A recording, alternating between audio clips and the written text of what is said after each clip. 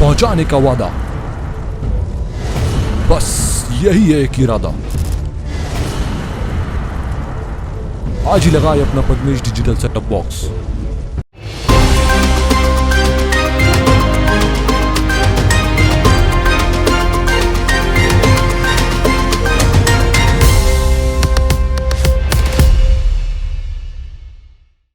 नमस्कार, आप देख रहे हैं पद्मेश 24/7 तरुण रिनायत के साथ। चलिए न्यूज़ बुलेटिन की शुरुआत करते हैं आज के हेडलाइन से। 14 मई को जिले के 3 तहसील में हुए 1200 के अंतिम संस्कार। एक्टिव मरीजों की संख्या पहुंची 1200 के पार। लालबर्रा में मिथाइल पेडनोसोलोन के 1000 इंजेक्शन वितरण पर मचा माहौल। ड्रग इंस्पेक्टर ने शुरू की मामले की जांच। मेधावी छात्रों के नाम पर धोखाधड़ी करने के मामले में वारासिवनी पुलिस ने 3 आरोपियों को किया गिरफ्तार, भेजा गया जेल। जिले के विशेषज्ञ चिकित्सकों की राय, कोविड की दूसरी लहर के बाद न बरते लापरवाही। कोविड की तीसरी लहर की जताई जा रही आशंका। शुक्रवार को जिले भर के लोगों ने घर पर रहकर मनाया ईद और अक्षय तृतीया का त्योहार। हिंदू धर्मावलंबियों के द्वारा वैशाख मास के शुक्ल पक्ष की तृतीया को मनाए जाने वाला आखातीज पर्व अक्षय तृतीया 14 मई को लालबर्रा नगर मुख्यालय सहित अन्य ग्रामीण अंचलों में श्रद्धा भक्तिमय भाव से मनाया गया। अक्षय तृतीया के अवसर पर ग्रामीण क्षेत्रों में लोगों के द्वारा प्रातःकाल से ही अपने अपने घरों में विधि विधान से कलशों में जल भरकर पूजा कर स्थापित किया गया एवं पलाश के दोने पत्तल पलाश के पत्तों से निर्मित दूल्हा दुल्हन व फारसा की आकृति बनाकर परशुराम की पूजा अर्चना की गई एवं पकवानों से भोग लगाया गया और दोपहर में गुड्डे गुड़ियों का विवाह रचाया गया। जिले में कोरोना महामारी की दस्तक के साथ ही प्रशासनिक तौर पर कोरोना कर्फ्यू लगाया गया है, जिसके चलते काफ़ी लंबे समय से बसों के आवागमन पर पाबंदी लगी हुई है और बसों के पहिए थमे हुए हैं। लेकिन बसों के बंद होने के चलते बस एजेंट की आर्थिक दशा काफ़ी दयनीय हो चुकी है। अपने परिवार की जीविका चलाने के लिए अपने व्यवसाय में बदलाव करना पड़ रहा है। काफ़ी ऐसे बस एजेंट हैं जिन्होंने अपने व्यवसाय को बदलते हुए सब्जी और फल बेचने का फैसला लिया है और जैसे तैसे अपने परिवार की जीविका चला रहे हैं। फल बेचकर अपने परिवार की जीविका चला रहे बस एजेंट सुधीर भटनागर ने बताया कि वर्तमान में बसों का संचालन बंद होने के कारण आर्थिक दशा काफ़ी बिगड़ गई है, जिसको देखते हुए उन्होंने फल का ठेला लगाकर फल बेचना शुरू कर दिया है और जैसे तैसे अपने परिवार की जीविका चला रहे हैं। मैं तो एजेंट हूँ, लेकिन ये कर रहा हूँ। एजेंट थे आप? बस एजेंट काम वाम नहीं। अच्छा, कब से एजेंट का काम करते थे? कौन सी बस में करते थे? ये मैं एस कुमार SRT काटता हूँ। अच्छा, जैसे कि अभी जो लॉकडाउन लगा है, अब आपका जो बस तो सब बंद हो गई है, तो फिर ये फल फूल की दुकान कब से स्टार्ट? ये अभी ये लॉकडाउन लगा तब से। अच्छा, क्या स्थिति है अभी आपके परिवार की? परिवार की तो ऐसी चाहिए, इसी में आता है 250-300 रुपये, उसमें घर चलता है, मकान किराए का किराया देते रहो, इसी में से निकालते हैं। वो जो देता है मार, वो समझदार है तो वो समझते हैं। मैंने काफ़ी दिक्कतें हैं बसें बंद होने की। बहुत दिक्कत, बहुत ज़्यादा दिक्कत है। अच्छा, ऐसे कितने लोग होंगे जो एजेंट थे लेकिन अब जो है दूसरा व्यवसाय करने लगे? हम ये खाने पीने बैठे हैं। पद्मेश न्यूज़ से चर्चा के दौरान बस एजेंट चेतन फूलसुंगे ने बताया कि जब से बसों का संचालन बंद हुआ है तब से वे बेरोजगार हैं, लेकिन वर्तमान में कोरोना कर्फ्यू होने के कारण रोजगार के साधन बिल्कुल भी नहीं है, जिसके कारण आर्थिक तंगी से उन्हें जूझना पड़ रहा है। अभी क्या कर रहे हैं आप? कुछ नहीं, खाली पी लिया करके बस अपना खाली पी लिया रहता है। घर में भी रहते तो बहुत टाइम लगता करके, अब दोस्त है करके अब आके यहाँ थोड़ा टाइम। तो इसके अलावा और कोई व्यवसाय कर रहे हैं आप? नहीं, पहले करते थे, प्रॉपर्टी का भी काम करे हैं हमने, पर अब प्रॉपर्टी का भी कोई काम नहीं हो रहा था करके अब चुपचाप बैठे हैं। ऐसा है, यानी कोई काम नहीं? कोई काम ही नहीं है ना। वैसा है, पहले ऐसे बस स्टैंड में रहते थे तो 4 लोग आते जाते मिलते जुलते में काम होते रहते थे। तो अभी फिर खर्चा कैसा चल रहा है आपका? अब घर में ऐसा है कि अब पहले से अपन ने 25-50 रुपये जोड़ के रखे थे, तो बस वही अपना घर में चल रहा है, बाकी कुछ है ही नहीं उसके बाद। अच्छा, जैसे अभी काफ़ी कुछ ऐसी योजनाएं चल रही थी बस एजेंटों के लिए, ड्राइवर कंडक्टर, ऐसा कुछ लागू किसी ने भी बताया भी नहीं है ऐसा अपने को इस सिलसिले में, और इस सिलसिले में अपन या तो इस चीज़ के लिए चर्चा करते हैं तो उस चीज़ के लिए भी कोई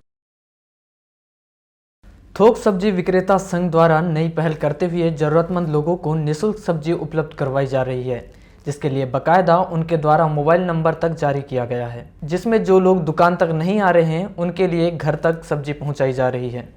थोक सब्जी विक्रेता संघ के जिला अध्यक्ष राकेश सेवईवार बताते हैं कि लॉकडाउन की घड़ी में हर कोई अपने स्तर पर जरूरतमंदों की मदद कर रहा है। इसे देखते हुए सब्जी विक्रेता संघ के द्वारा यह पहल की गई कि बकायदा सोशल मीडिया और अन्य माध्यमों से अपने नंबर जारी किए गए हैं। जिन्हें भी सब्जी की ज़रूरत होती है वह फ़ोन कर देता है या दुकान पर आकर मुफ्त सब्जी ले जाता है।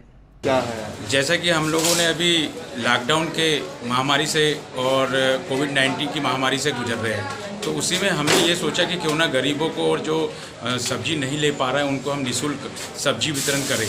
और हमारे द्वारा रोज़ कम से कम 10, 20, 25, 30 जितने लोग हमारी दुकान में आ रहे हैं उनको भी हम निःशुल्क सब्जी दे रहे हैं। और जो फ़ोन करके हमको बोल रहे हैं कि हम नहीं आ पाएंगे, हमारे घर पहुँच सेवा करें, तो हमारे जो लड़के और कर्मचारी लोग हैं वो जाके घर घर पहुँचा के उनको सब्जी भी दे रहे हैं। जिससे हम लोगों को ये समझ में आया कि जो सब्जी नहीं खा सक रहे या ले सक रहे हैं उनको हम पहुंचा रहे हैं, तो हमको एक आनंद महसूस हो रहा है और एक बड़ा अच्छा लग रहा है कि हम उन लोगों की मदद कर रहे हैं जो आज सही में लोगों को आवश्यकता है इस सब चीज़ों की।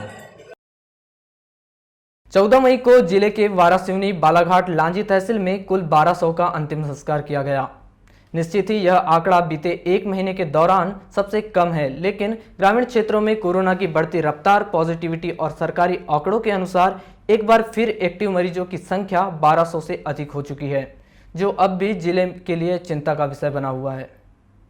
इस दौरान बीते दिन की तरह वारासिवनी तहसील में मौत का आंकड़ा सबसे अधिक दर्ज किया गया, जिसमें वारासिवनी में 2, रामपायली में 2 और कायदी में 100 का अंतिम संस्कार किया गया। इसी तरह बालाघाट के जागपुर घाट शमशान, गायखुरी शमशान में कुल 400 का अंतिम संस्कार किए गए। वहीं लांजी तहसील में 300 का अंतिम संस्कार किया गया। शहर के जटाशंकर द्विवेदी महाविद्यालय के पास लॉकडाउन के पहले तक ऑनलाइन कैफे सेंटर चलाने वाले दुर्गा सहारे ने समय के साथ स्वयं को बेरोजगारी और अपने दुकान में कार्यरत युवाओं और महिलाओं को मास्क बनाने का प्रशिक्षण देकर रोजगार उपलब्ध कराया।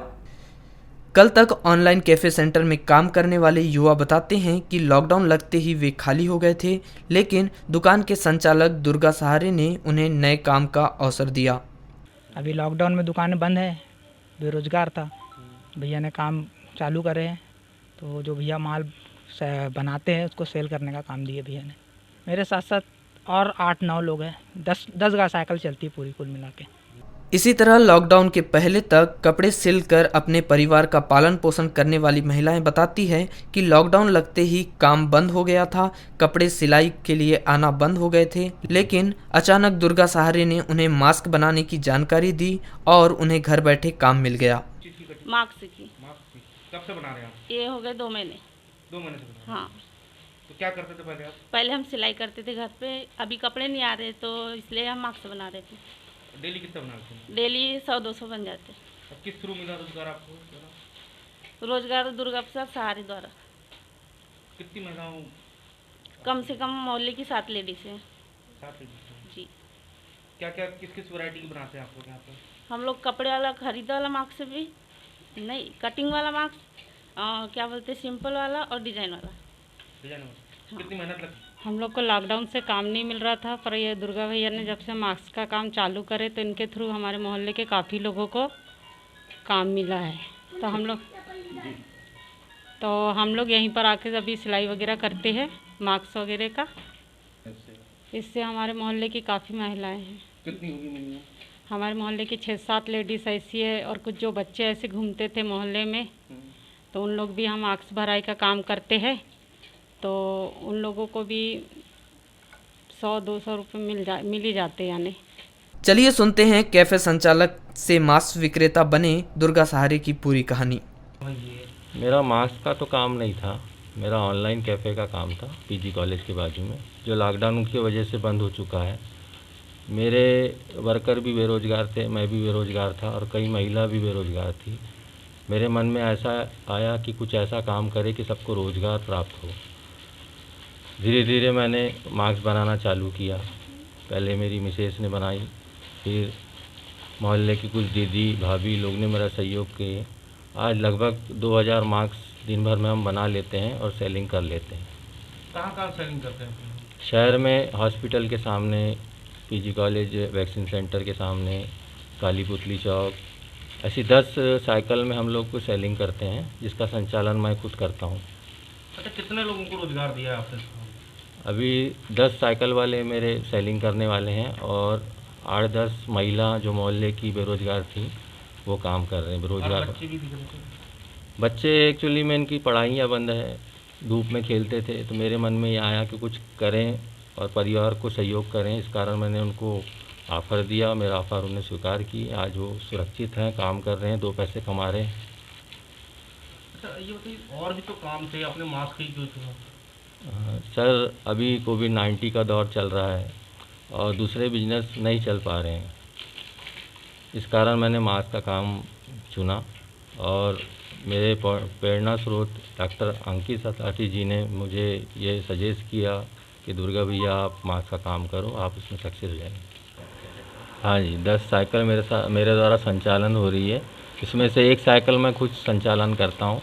उस साइकिल का जो भी मास्क बेचने के बाद जो लाभ होगा, बालाघाट रेड क्रॉस सोसाइटी को मैं दान करना चाहता हूँ। अच्छा,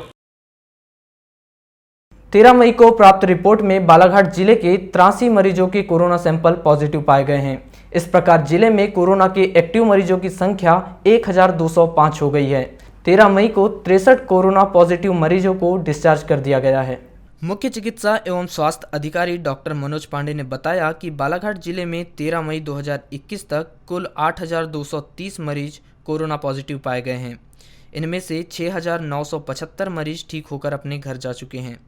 13 मई को 63 मरीजों के ठीक होने पर उन्हें डिस्चार्ज कर दिया गया है।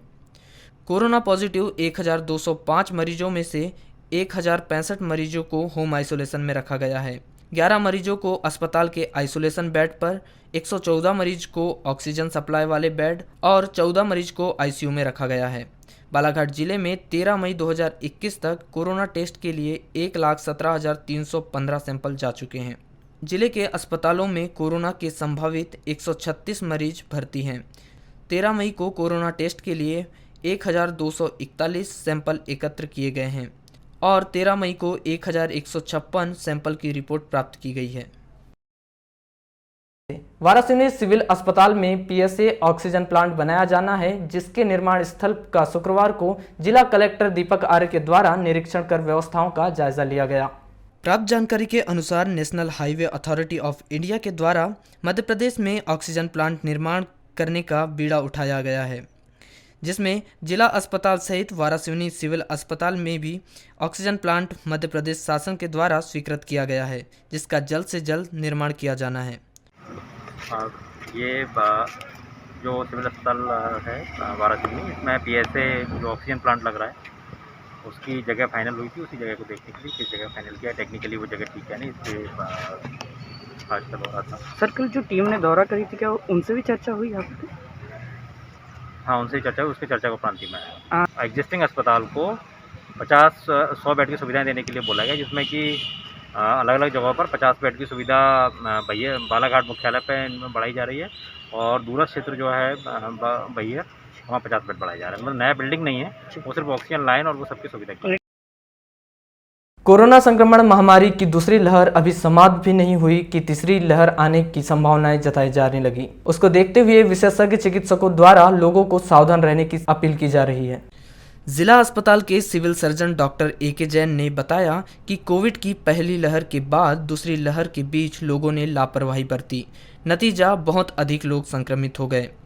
दूसरी लहर के बाद तीसरी लहर का आना संभावित बताया जा रहा है, इसीलिए लोगों से अपील यही है कि वह कोविड प्रोटोकॉल का पालन करें। देखो, थर्ड फेज़ आने की बात तो चल रही है और सबसे बड़ी उसमें भी ये बात आई है कि संभवतः 2-2.5 महीने का अंतराल के बाद थर्ड फेज़ आएगा। तो मैं सबसे पहले तो आपके माध्यम से लोगों से ये अपील करूँगा कि जैसे शनै ये सेकेंड फेज़ कम होती है तो हमें ये नहीं समझना चाहिए कि बीमारी ख़त्म हो गई है और हम लोग मास्क पहनना छोड़ दें, भीड़ में जाना शुरू कर दें और हम जो प्रिकॉशंस ले सकते हैं वो प्रिकॉशन हमें लेना बिल्कुल भी नहीं छोड़ना चाहिए। ये बहुत आवश्यक है, क्योंकि जैसा हमने देखा कि प्रथम फेज़ के बाद से और सेकंड फेज़ में फिर बहुत हमें मरीज़ देखने को मिले। इसी के साथ एक जानकारी और भी दी जा रही है कि यह तीसरी लहर बच्चों पर अधिक प्रभाव करेगी, इसलिए लोगों से और अधिक सतर्क रहने की बात की जा रही है। तो थर्ड फेज़ अगर आती है तो ऐसा वैज्ञानिकों का अनुमान है कि लगभग 2.5-3 महीने बाद वो फेज़ आ सकती है। लेकिन सबसे जो दुखद पहलू उसके साथ जुड़ा हुआ ये है कि ये अनुमान लगाया जा रहा है कि शायद ये बच्चों में ज़्यादा असर करेगी।